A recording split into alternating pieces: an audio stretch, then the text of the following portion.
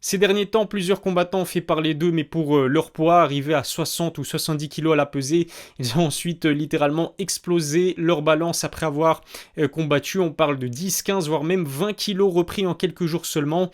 Un phénomène qui n'est pas rare, comme vous allez le voir dans cette vidéo.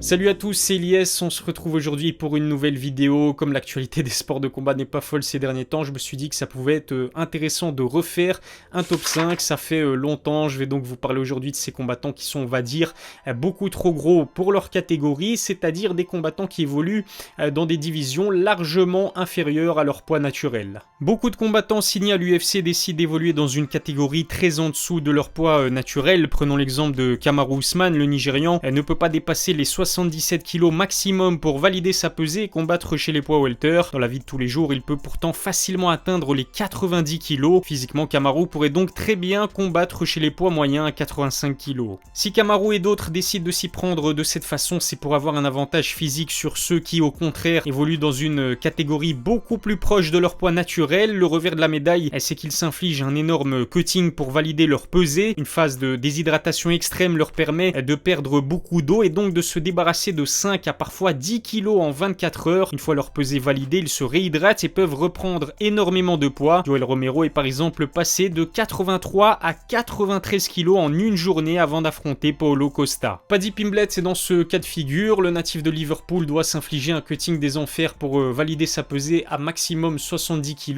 Il a l'habitude de reprendre énormément de poids après avoir combattu, comme vous allez le voir avec ce qui va suivre. Moins de 2 semaines après sa victoire à l'UFC Londres, la balance de Paddy a affiché 91 kg, c'est énorme. Le Britannique raconte s'en être donné à cœur joie pour célébrer son succès face à Rodrigo Vargas. Des ailes de poulet, du chocolat, du soda et des chips à profusion, voilà le régime alimentaire par lequel il est passé pour y arriver. Prendre 21 kg en moins de 14 jours peut vraiment être dangereux pour son foie. L'étoile montante de l'UFC est donc passée d'un poids léger à un gros poids moyen en l'espace de quelques jours seulement. Ce n'est pas une, mais 2 catégories de poids au-dessus de la division dans laquelle il évolue actuellement. C'est complètement fou de se dire que Paddy a déjà combattu à 65 kg au début de sa carrière. Prendre autant de poids en mangeant n'importe quoi risque de lui porter préjudice sur le long terme. Auteur de 2 victoires sur finish pour ses débuts à l'UFC, Paddy Pimblett est un combattant très divertissant dans l'octogone et en dehors. En témoigne son autodérision quand il s'agit de son visage joufflu hors compétition. C'est un personnage haut en couleur qui risque de faire encore parler de lui dans les prochains mois. Dana White compte d'ailleurs énormément sur sa popularité pour faire de lui sa prochaine star. Beaucoup moins populaire que Paddy, parlons maintenant d'Aljamain Sterling, le champion des bantamweight a fait récemment parler de lui pour son poids. Paru très en forme pour son rematch face à Peter Yan, il a depuis repris plusieurs kilos. Pratiquement 80 kilos, voilà ce que la balance a affiché à Sterling lorsqu'il est monté dessus. Moins de 10 jours après son combat remporté contre Peter Yan, l'Américain a donc gagné 19 kilos, soit sa plus grosse prise de poids d'après ce qu'il a raconté lors d'un podcast aux États-Unis. Ce chiffre est dû à une consommation importante de junk food pour fêter sa défense de ceinture à l'UFC 273. Depuis, Sterling est redescendu au chiffre plus raisonnable de 74 kg. Le champion des poids coqs pourrait donc évoluer chez les légers, c'est-à-dire 2 catégories au-dessus de celle où il combat actuellement. À l'image de Kamaru Usman, c'est un combattant athlétique doté d'une masse musculaire importante. Je ne serais pas étonné de le voir monter en catégorie pour aller décrocher la ceinture des poids plumes à l'avenir, d'autant plus qu'il n'y a que 4 kg de différence entre les bantams et les featherweight à la pesée, mais pour l'instant Aljamain Sterling vise plutôt une défense de titre contre TJ Dillashaw. Autre champion qui doit passer par un gros cutting pour valider sa pesée, Deiveson Figueiredo, le Brésilien tout simplement énorme pour un poids mouche. Celui que l'on surnomme le dieu de la guerre envoie des frappes archi lourdes pour un combattant de son gabarit. Figueiredo évolue dans la catégorie la plus légère de tout l'UFC en ce qui concerne les hommes. Chez les poids mouches, il doit arriver à 56 kg maximum pour valider sa pesée. Du haut de son mètre 65, le Brésilien n'est pas très grand, même pour un flyweight. En revanche, c'est un combattant extrêmement costaud. En temps normal, le champion des poids mouches peut culminer à plus de 70 kg. D'après le média Bloody Elbow, Figueiredo aurait atteint 74 kg 3 mois avant son rematch contre Brandon Moreno. Au total, c'est donc près de 20 kg dont le Brésilien a dû se débarrasser pour pouvoir défendre sa ceinture. Un poids qu'il perd progressivement avant de cutter une dizaine de kilos 48 heures avant de rentrer dans l'octogone. Ce n'est pas la première fois que Deiveson s'y prend de cette façon. D'après le journaliste Marc Raimondi, il est passé de 56 à 65 kg en un peu plus de 24 heures avant sa trilogie contre Moreno. Le soir du combat, il a donc gagné l'équivalent de 15% de son poids de corps. C'est dire à quel point le cutting a dû lui faire perdre beaucoup d'eau. Ces 4 kilos de plus par rapport au Mexicain ont peut-être pesé dans la balance dans sa victoire sur décision unanime. Une façon de faire que Max Holloway connaît très bien puisque le combattant hawaïen est certainement le poids plume le plus imposant à l'heure actuelle. Alors c'est vrai que ça lui confère un sacré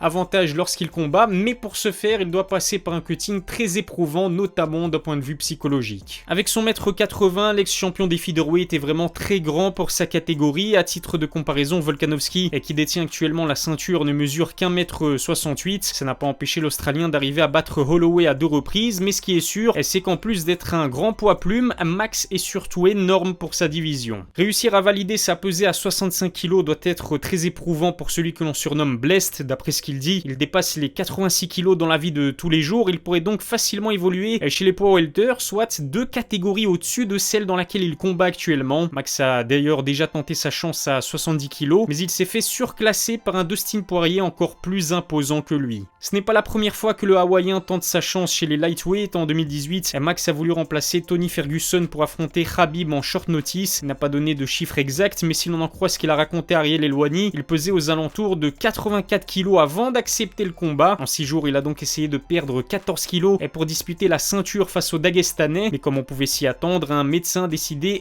d'arrêter le processus pour éviter ce qui aurait peut-être pu lui coûter la vie. Il existe un autre combattant qui devrait songer à monter en catégorie. Il s'agit sans surprise de Paulo Costa. Il m'était tout simplement impossible de réaliser une telle vidéo sans parler de ce gigantesque poids moyen. Le jour où je suis tombé sur ces chiffres, je n'y ai pas cru et pourtant ils sont bien réels. Pour son combat contre Yoel Romero, le Brésilien a réussi l'exploit de passer de 84 à 96 kg en moins de 48 heures. Entre la pesée et son entrée dans l'octogone, Paulo Costa a donc repris 15% de son poids de corps. C'est complètement fou. À long terme, ces cuttings très agressifs pourraient fortement nuire à sa santé. Lorsqu'il entame à peine ses camps de préparation avant un combat, le Brésilien a raconté qu'il pesait généralement 100 kg, ce qui veut dire qu'hors compétition, Paulo Costa dépasse largement ce chiffre. Contrairement à Paddy Pimblett, il faut dire qu'on parle ici d'un véritable colosse à la masse musculaire très importante, mais on se souvient tous de son visage gonflé lorsqu'il a assisté à la victoire d'Israel Adesanya face à Robert Whittaker en 2019. Costa est tellement massif qu'il lui a été impossible de valider sa pesée à 85 kg lors de son dernier combat. Il a donc finalement affronté Marvin Vettori à 93 kg chez les lourds légers, une catégorie largement plus adaptée à son gabarit qui lui permettrait de ne plus avoir trop de poids à cutter. Malheureusement, le Brésilien semble déterminé à conserver son avantage physique conséquent chez les poids moyens. C'est sans compter sur un Dana White qui a annoncé qu'il ne combattrait plus jamais dans cette division.